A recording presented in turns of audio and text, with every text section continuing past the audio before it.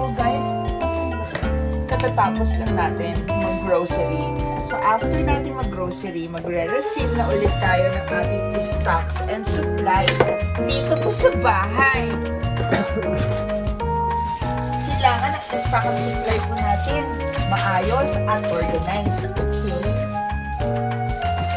Ayan, meron na naman tayong supply at saka snacks.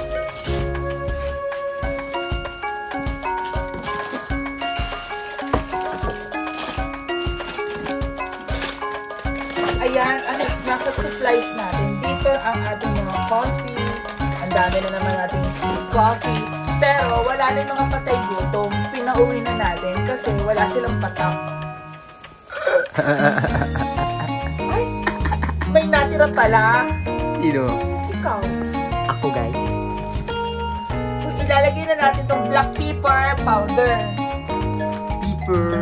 Ang black pepper powder ay meron po talaga siya lalagyan. Dito sa black pepper powder, o diba? Dito natin ilagay ang black pepper natin.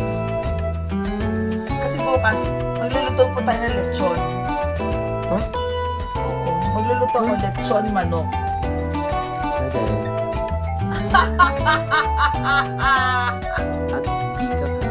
At hindi ka tayo sinonon kasi lechon manok. Lagay mo to sa ref.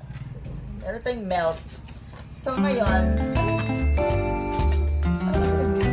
dito natin ilagay mo na storage. Dito natin storage ang ating mga dilata.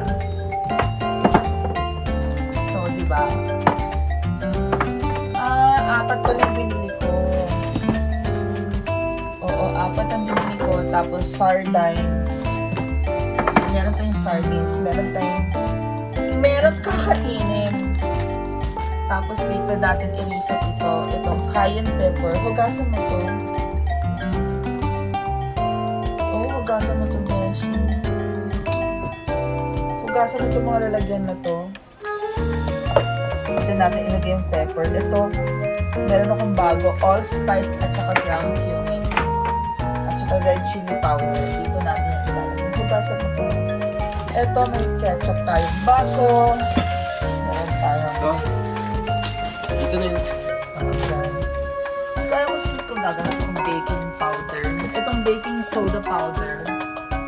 Oh, what's this? Chili to. Bukasan niya siya.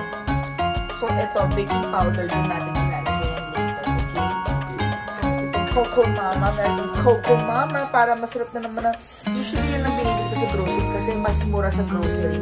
Yung mga ganito. Baked beans. O, meron na ulit tayong magic syrup. Lalagyan natin siya sa ating container. Of course, meron tayong bagong vinegar. Ang ating vinegar ay 1 liter. Tawa na tawa ako.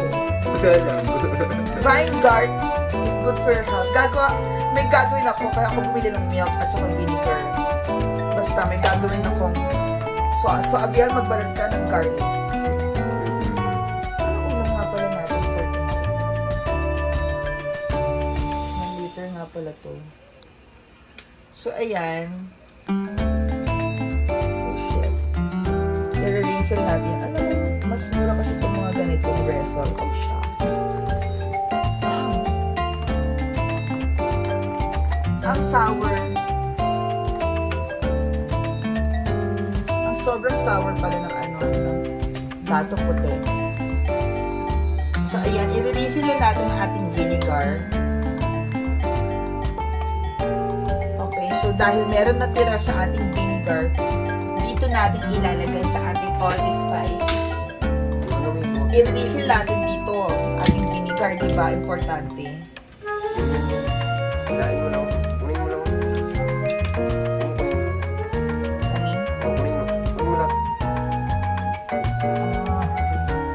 So, yung allspice natin, ay ito, i-refill natin siya. Diba? Kasi masarap yung allspice na to. So, meron na naman tayong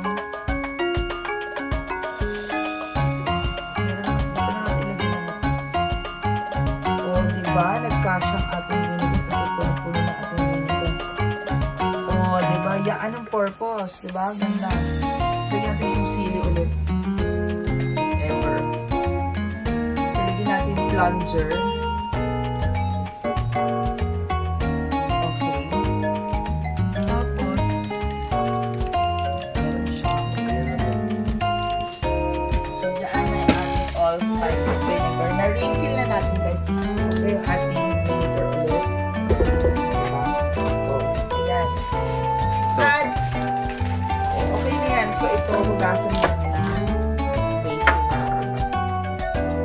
Okay na yan. So, thank you so much, guys. Bye-bye!